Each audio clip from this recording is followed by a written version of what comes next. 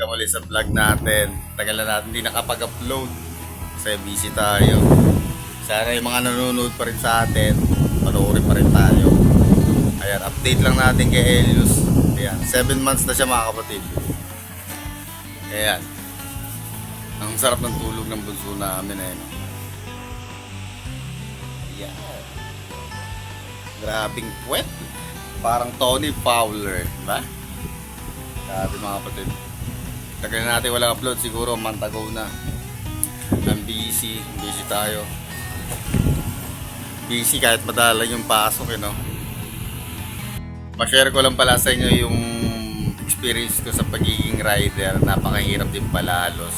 Gabi-gabi na tayo umuwi, kahit ang aga natin pumasok. Tapos experience ko sa Masinloc area mga kapatid.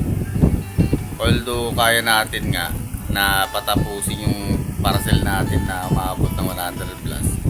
Kaso yung gagabi na talaga tayo, tapos yung ibang customer hindi na natin ma-please na i-deliver sila kasi ubos na nga sa oras. Kumbaga nagpapahinga na nga sila, nagdi-deliver pa tayo. Maraming beses ko na-experience yan na gabi talaga umuwi. Kumbaga layo ng biyahe, iba pa ako tapos Masinloc. Okay lang naman, pero yun nga, awa ng Diyos na ibaba na tayo dito sa iba. Kumbaga kahit dito sa iba, ginagabi pa rin tayo kasi minsan nga sa pagdi-deliver natin, hindi pa natin sa ulo yung mga bahay-bahay, yung mga tao. Kumbaga kaya nangangapa pa rin tayo. Kumbaga kaya saludo ako sa mga rider na matatagal na dyan sa trabaho na yan kasi sobrang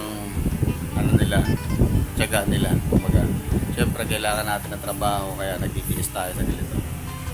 Ayan, pagising na si Bunso, kailangan natin kumita ng pera kahit papaano. Kaya yun, sa susunod na pag-deliver natin, sisikapin pa rin natin na wala tayo may balik na parcel.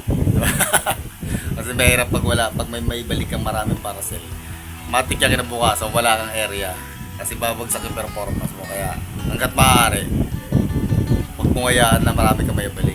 Hanggat maaari, kung kayang ipapaubos mo talaga. Yun lang.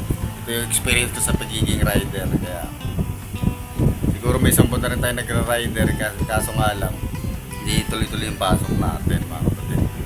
Siyempre, tsaga-tsaga lang, kaya lang talaga sa una. Hindi naman habang buhay galito yung trabaho natin. At yun lang mga kapatid, at salamat sa mga gusto pa rin manood sa atin kahit hindi na tayo mag-upload. Yun lang. Ingat kayo and ride safe sa mga rider natin dyan. Saludo ako sa inyo.